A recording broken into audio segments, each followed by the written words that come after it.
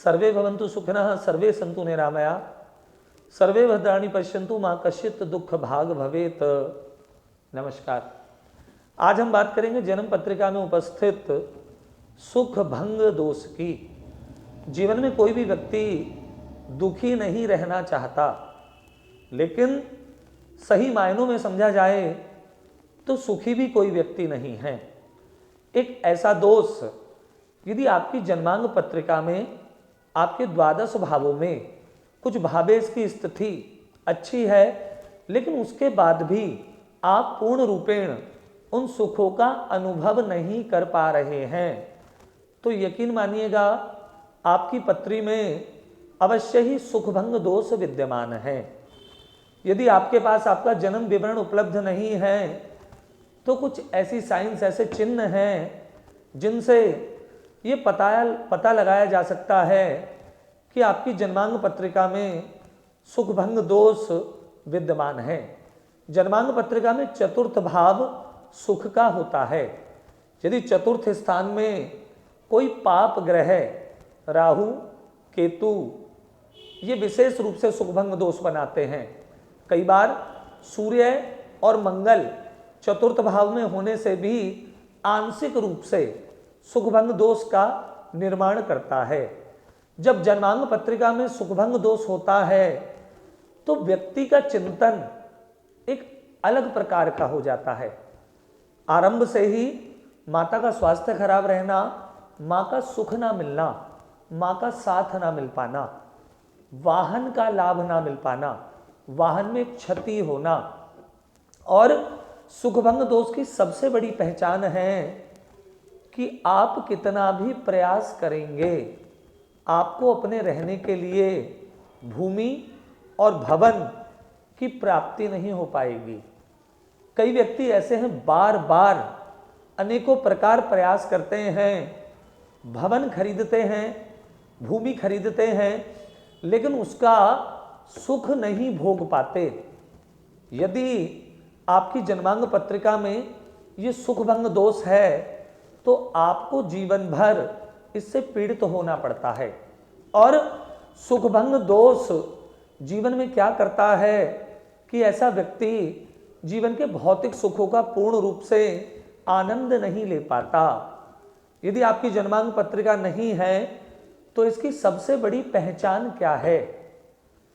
कुछ भी गरिष्ठ खाने के बाद यदि आपको एसिडिक प्रॉब्लम होती है तो आपकी पत्री में सुखभंग दोष है। यदि आप अनेकों प्रयत्न करने के बाद भी अपना भूमि, वाहन, भवन इनका सुख नहीं ले पा रहे हैं तो आपकी पत्रिका में सुखभंग दोष है। दुर्भाग्यवश यदि आपको आपकी माँ का साथ नहीं मिला तो आपकी पत्रिका में सुखभंग दोष है। यदि चतुर्थ स्थान में राहु होता है और चतुर्थेश 6, 8 या 12 में चला जाता है तो ये सुखभंग दोष और अनिष्टकारी हो जाता है।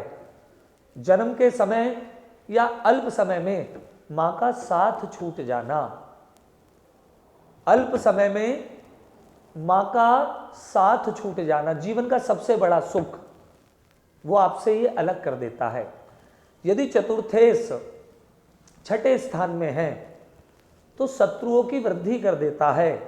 जीवन भर आप बहुत मेहनत करते हैं, लेकिन उस मेहनत के बाद भी आपके धन में बरकत नहीं होती है, आपके कंफर्ट का लॉस करता है।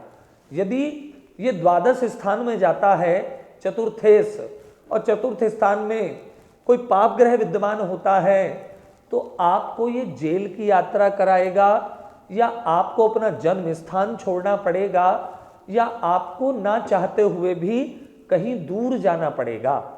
यदि आपकी जन्मांग पत्रिका विद्यमान है तो आप योग्य एस्ट्रोलॉजर से अपनी जन्मांग पत्रिका की विवेचना कराकर प्रतिदिन प्रातः गणेश अथर्व शीर्ष का पाठ करने से जो सुखभंग दोष है ये दूर होता है। प्रतिदिन प्रातः गणेश जी को दूब घास चढ़ाने से सुखभंग दोष दूर होता है। प्रतिदिन प्रातः स्वस्ति वाचन श्रवण करने से सुखभंग दोष दूर किया जा सकता है। और महामृत्युंजय मंत्र की एक माला प्रतिदिन सायंकाल करने से सुखभंग दोष दूर होता है।